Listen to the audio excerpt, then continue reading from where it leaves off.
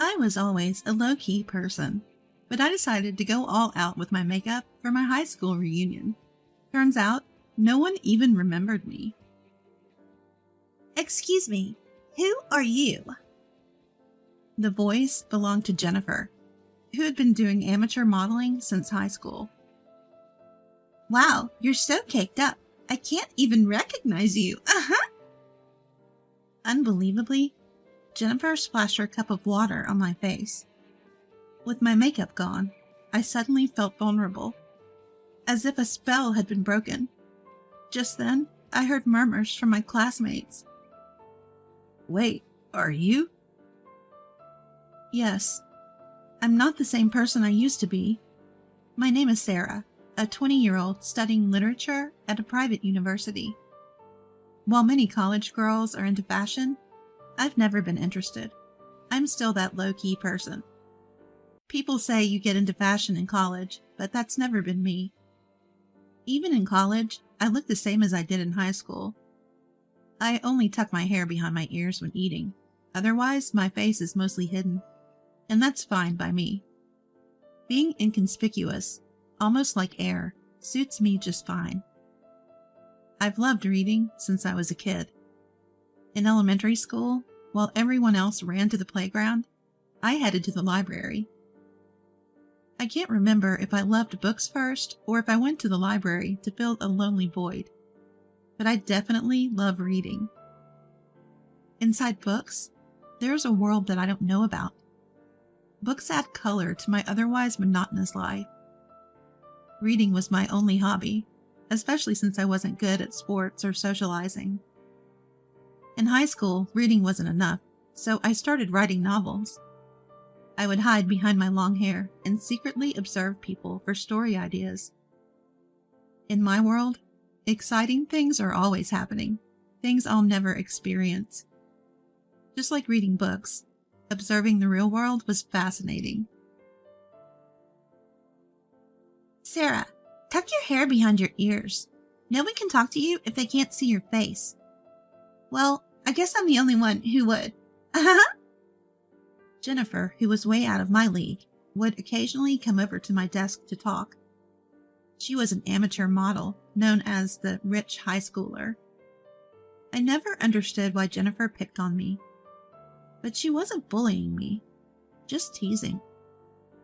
She was indeed pretty and wore high-end brands. But she never became material for my novels, so I ignored her. My hobby of writing novels, which started in high school, continues to this day, and I even post my works online. One day after college, I dashed off to a publishing house in Boston. The scenery from this unusual train ride seemed more vivid than usual. Oh man, I'm so nervous. For the past week, my heart has been racing, and it's all I can do to keep my composure. My heart is pounding, and it's reaching its peak now. Next, please. Nice to meet you. I've been a fan of Miss Williams since middle school. I poured my feelings into those words, probably speaking more openly than I ever had before. By the way, Miss Williams is the author Emily Williams, whom I adore. Today, her new book launch event is happening at this publishing house. You have a way with words, dear. Thank you for loving my work so much. Keep challenging yourself to broaden your horizons, Miss Williams said, signing her new book for me. As I walked away, still on cloud nine, a man near the entrance of the publishing house stopped me. Little did I know that this encounter would change my life. He gave me a special makeup set, and strangely enough, it sparked an interest in makeup, something I had never cared about. From then on, I started waking up a little earlier to do my makeup before going to college. It's strange. When I put on makeup, my face naturally lifts, and my perspective broadens. I realized that the world, which I thought was always the same, actually changes from moment to moment. Makeup isn't just about looking good. It's more than that. One day, as I was feeling this newfound joy and curiosity, I found an invitation to my high school reunion in the mail. Ah, a reunion, huh? The old me would have sighed and debated whether to go. But now I feel a slight urge to attend. Encouraged by Miss Williams' words to keep challenging yourself, I decided to go to the reunion. On the day, I opened the makeup set and saw various eyeshadows, lipsticks, and blushes I had never used. Should I go a bit more glamorous for the reunion? I chose some bold colors I usually wouldn't use. Before I knew it, I had applied heavy makeup like a stage actress. Well, no one will remember my face anyway, I thought, and headed to the reunion in a new dress I bought for the occasion. Technically, you need my agency's permission to take a photo with me, but I'll let it slide today. When I arrived, Jennifer was already the center of attention, tipsy and more flamboyant than ever. She had transitioned from amateur modeling to professional appearing in magazines, which I had seen a year ago. Impressive indeed. While I didn't necessarily want to be like Jennifer, I admired her for her boldly expressing herself. As for me, people who passed by barely nodded, clearly not remembering me. I guess that's to be expected. Why would they remember someone they never spoke to? Even though it was a predictable reaction, I felt a bit sad. Excuse me, who are you? Just then, Jennifer, who had noticed me standing at the entrance, came over with a cup of water. She looked closely at my face, chuckled, and then the next moment, something cold splashed on my face. "Hey, what are you doing?" In a flash, I didn't know what had happened, but Jennifer splashed water from her cup onto my face. The room fell silent. I can't even recognize you with all that overdone makeup. Jennifer's voice echoed through the room. Unfazed by the reactions around her, she showed me the empty cup and laughed. What just happened? So cold. What does my face look like now? I wiped my face with a handkerchief, only to find it smeared with makeup. So my makeup is ruined. Suddenly I felt vulnerable, as if a spell had been broken. Then voices from my classmates. "Hey, haven't we seen her on TV?" "Wait, are you related to Tommy Haywood?" Before I knew it, a crowd had gathered around me.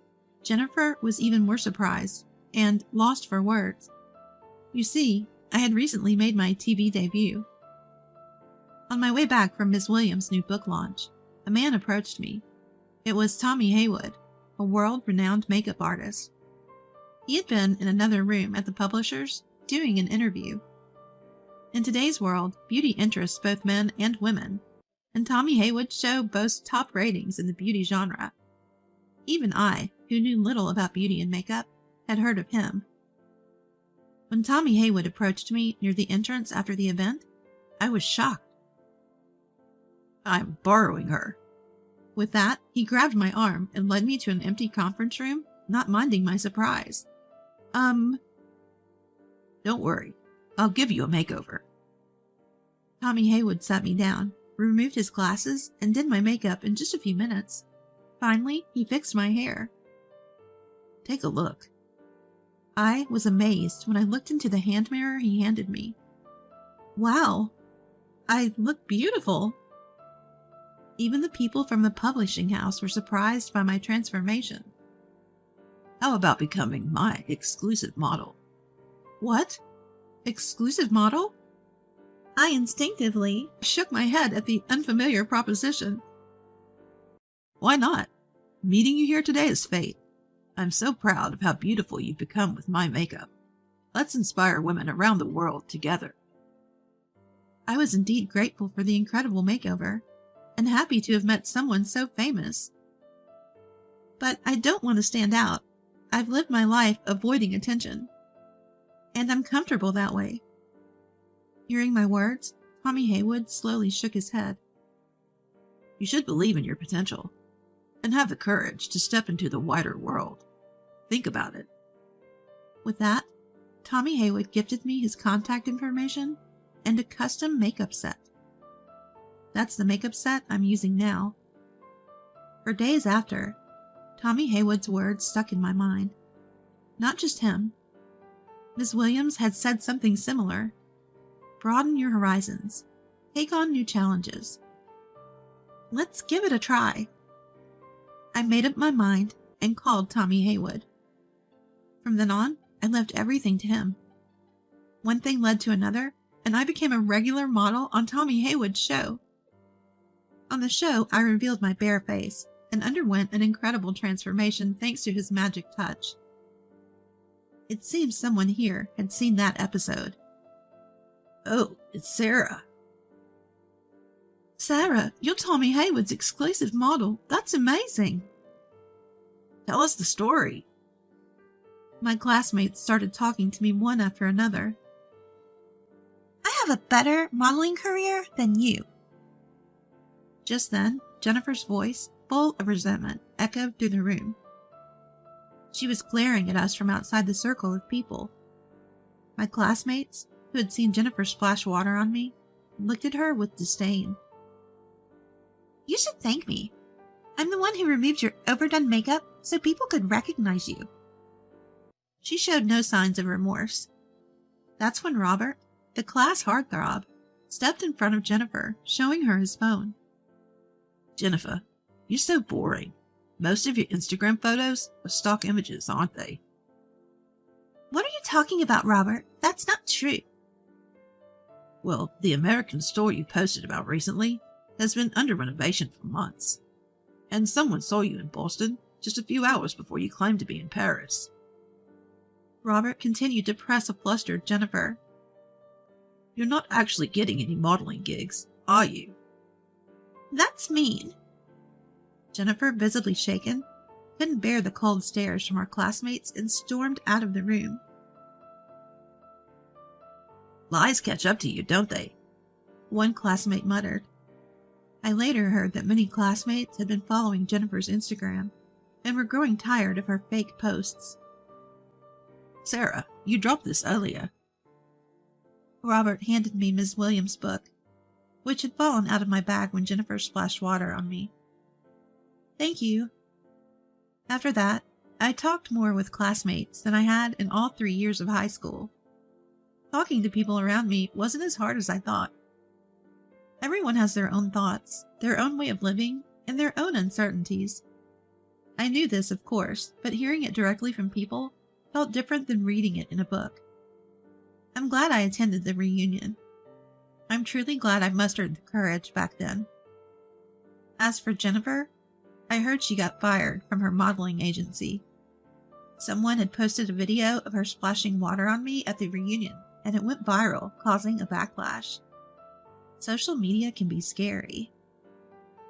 While I question the person who posted the video, I hope Jennifer learns to live without lying to herself. 3 years have passed since then. This is Sarah. Could you come over now? The call led me back to the publishing house where I first met Tommy Haywood and talked to Ms. Williams 3 years ago. That day, in this place, my life changed dramatically. As I was lost in thought, a voice came from behind me. Are you Miss Sarah, the writer? Writer? Me? Yes. Your novel is going to be published. You're making your debut as a novelist. Really? I was so surprised that I kept asking for confirmation. Ever since gaining confidence, I had been sending my own novels to the publishing house. One of them caught the attention of the higher-ups, and now it's going to be a book. From now on, you'll be a beauty expert and a writer. You'll be busy. We'll schedule a meeting for next week. Looking forward to working with you, Miss Sarah. Likewise, thank you. Being called a writer still tickles me a bit. Will I ever get used to it? No, never forget where you started. As I stepped outside, the warm glow of the sunset enveloped me. The building housing the publishing company was also bathed in the colors of the setting sun. This place is indeed special to me. I'm glad I took that courageous step back then. Otherwise, I might still be hiding behind my hair, living in a limited world. I wouldn't have been able to see this beautiful view, or be a part of the exciting things happening around me. Of course, books are still my dear friends. But now, I want to write books that give hope to those who lack courage, just like I did. Facing the setting sun, I made that resolution. Good morning. Good morning. I hope we find a great venue today. Yeah. Today, I'm going venue hunting for our wedding with the man who recently proposed to me. That man is Robert, whom I reconnected with at the reunion 3 years ago. Robert, who picked up the book I had dropped. We've been in touch since then, and found out we both love reading, especially Ms. Williams' books. Robert, the class heartthrob, turned out to be someone I could relate to. Being with him makes my heart race, the world around me shines, and I feel at ease. New emotions are stirring within me. Found another idea for a novel, haven't you? Robert peered into my face. You noticed?